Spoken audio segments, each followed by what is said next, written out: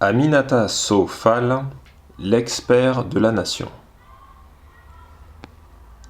En ce jour de l'hivernage de l'année 1960, où je décide d'écrire mes souvenirs, rien ne me lie plus aux contingences de la vie. Ni les reflets ondoyants de ce bout de mer, morceau d'empire que la fenêtre de mon réduit me donne tout le loisir d'embrasser, ni l'œil empourpré qui, là-bas à l'horizon, s'ouvre sur l'écran vaporeux des matins paresseux. L'astre royal avance imperceptiblement. La vaste plaine, liquide, lui semble lui préparer un tapis d'honneur aux nuances de taffetas pour refléter sa sortie miraculeuse. Bientôt, la brume opaque battra en retraite devant sa percée inexorable. Petit à petit, il bousculera les flocons intimidés et paraîtra majestueusement avec une large écharpe blanche qui, en se déployant, répandra l'espoir en des milliers de brassées de bulles scintillantes. Un vent frais balayera les énigmes de la nuit. Les poumons se rempliront d'un bol revigorant et les membres engourdis se délieront.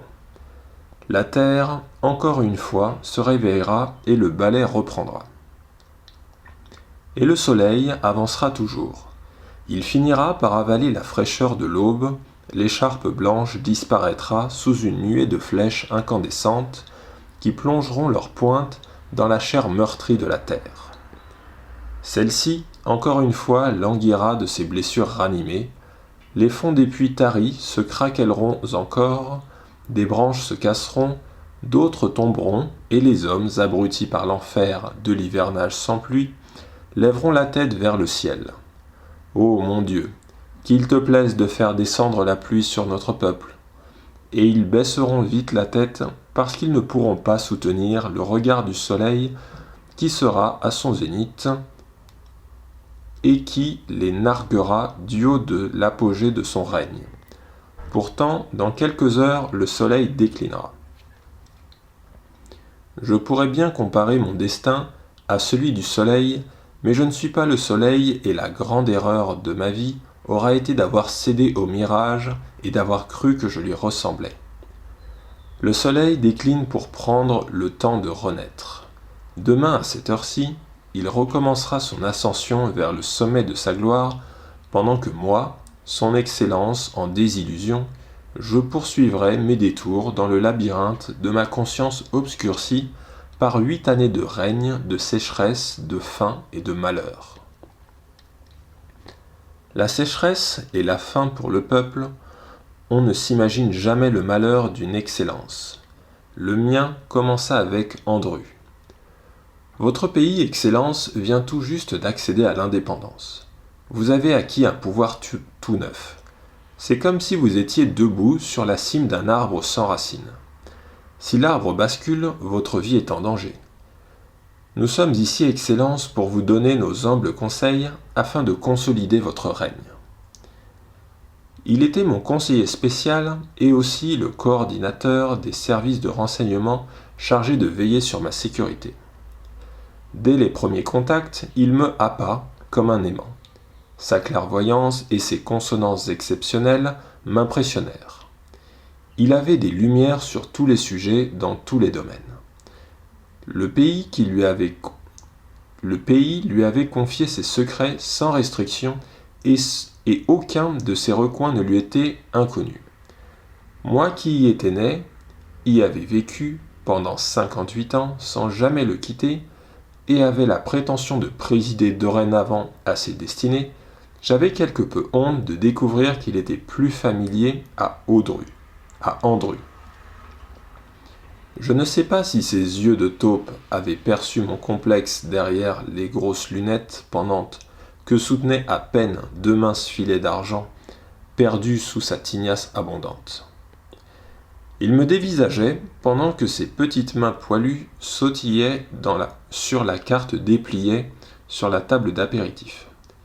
Il avait raconté le pays quadrillé en zones colorées. Il m'avait chanté les sérénades amoureuses des plus nocturnes et la parure miraculeuse de la terre qui honorait l'offrande. Rituels indispensables pour la survie du peuple. Il avait passé chaque région au crible, la population et les longues migrations, à l'issue desquelles elle s'était fixée le nombre de villes, de villages et de hameaux, les caractéristiques physiques et morales des habitants, les principales activités et les potentialités non exploitées, les différentes ethnies et les langues parlées, les religions pratiquées et les cérémonies rituelles. Je venais de me rendre compte que je n'avais pas saisi toutes les dimensions du pays parce que tout simplement j'avais cru qu'il suffisait d'être un fils et de regarder sa mère pour la connaître. Andrew, apparemment, ne s'était pas contenté de regarder. Il avait étudié le pays, il avait eu à abattre un mur et par la conscience d'une distance à vaincre était arrivé à des profondeurs que je croyais avoir acquises d'une manière toute naturelle. Mon ignorance m'avait surpris.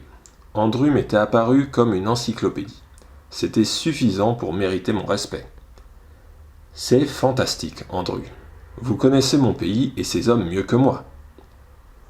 Pour vous servir, Excellence, vos lourdes charges ne vous permettront pas d'avoir l'œil partout.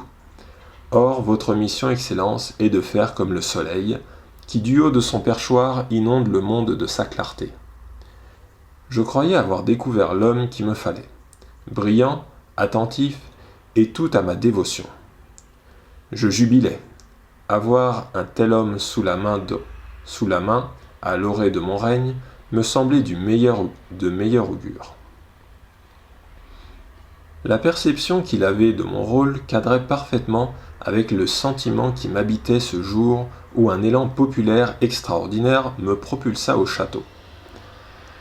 L'annonce de ma victoire aux élections présidentielles m'avait d'abord fait l'effet d'un cadeau longtemps convoité, longtemps souhaité, deux mains tendues vers le ciel, et dont brusquement on ne sait plus quoi faire parce que l'on avait cru le vœu irréalisable.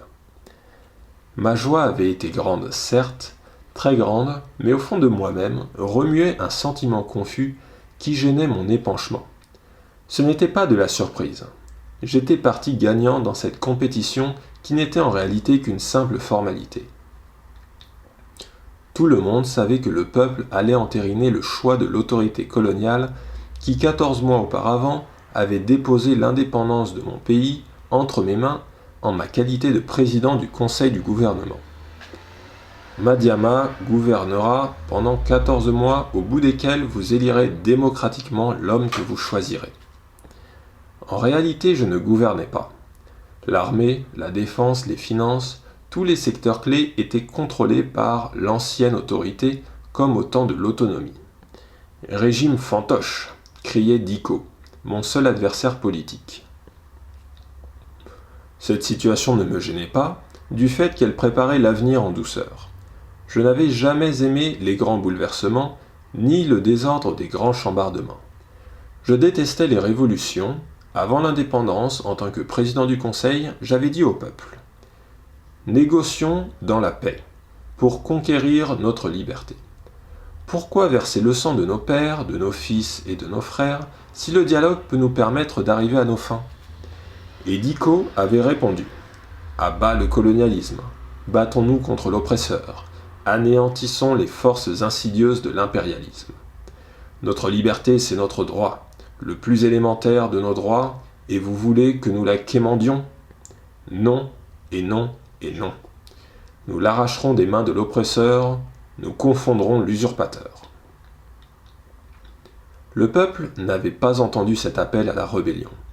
Avec moi, il avait vivement remercié l'autorité coloniale qui, en me proclamant président intérimaire, lui avait dit « Madiama exercera le pouvoir pendant 14 mois. À travers lui, c'est vous qui gouvernerez. Votre liberté vous est rendue et vous êtes maintenant les seuls maîtres de votre destin. Dans 14 mois, vous irez aux urnes pour confirmer Madiama ou pour le destituer, librement, tout à fait librement. Mais notre amitié pour vous nous commande de vous conseiller la méfiance vis-à-vis des marchands d'illusions qui vous entraîneraient dans la guerre et dans la famine si vous les suiviez dans leurs extravagances utopiques. Avec Madiama, nous serons à vos côtés en cas de difficulté. C'est un homme intelligent et pondéré qui saura nous trouver des alliés sûrs pour neutraliser toute convoitise étrangère. Vous savez à quel point le monde est cruel aujourd'hui. Vous savez qu'aucune loi humaine ne règne plus nulle part, mais la loi de la jungle ou le canon de la bombe constitue l'argument décisif. Dans ce monde, gare aux faibles.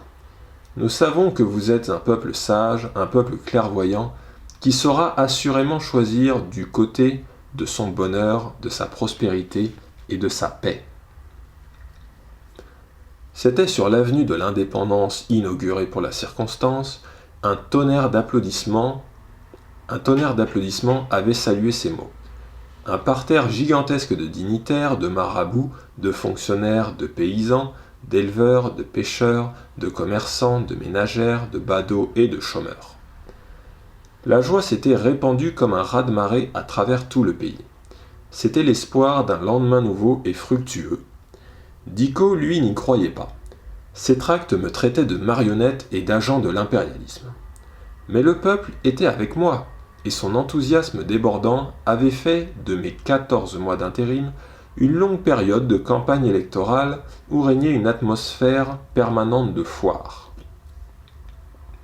Dicot avait traîné partout ses 200 militants et ses 3 tam-tams qui avaient secoué tous les sables du pays.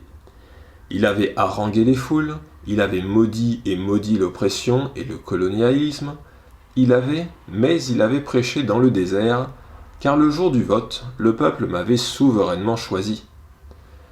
Explosion populaire, effervescence, ivresse, un fils du pays pour le destin du pays. Enfin, cela manquait depuis 3 siècles. Le peuple avait chanté ma victoire, sa victoire. Il avait chanté et dansé, et la fête avait fini par s'embarquer sur le fleuve de la nuit qui emporta les derniers relents de ses parfums au royaume de Morphée. Le terre éreinté s'était assoupi. Mais moi, je ne dormais pas. Le sentiment qui remuait tout au fond de mon être m'avait empêché d'aller jusqu'au bout de mon bonheur. Cela ressemblait à de la crainte. Je me sentais dans la posture d'un apprenti que son commandant aurait abandonné en haute mer à bord d'un navire colossal. Le pouvoir m'était soudain apparu comme quelque chose de très sérieux et de trop lourd malgré ma carrure d'athlète bien taillée, mes 102 kg de chair et d'os, de sang et d'eau, et mes 197 cm de longueur. Dimension respectable qui me donnait l'allure d'un haltérophile, mais tellement insignifiante pour la charge du pouvoir qui a surtout besoin d'un cœur pour aimer et d'une tête pour porter l'amphore sacrée des espoirs du peuple. Comment porter seul les espoirs de 30 millions d'habitants, nourris en principe aux sources de la sagesse ancestrale et dont les yeux me diraient constamment « Cher enfant de notre chère patrie, nous t'avons confié tous nos espoirs. C'est l'amphore collée sur la tête qui est si lourde. Souviens-toi, cher fils, de notre mère patrie, que l'amphore est lourde, très lourde, et qu'elle est vide, et que tu as la charge de la combler pour en anéantir le poids contraignant.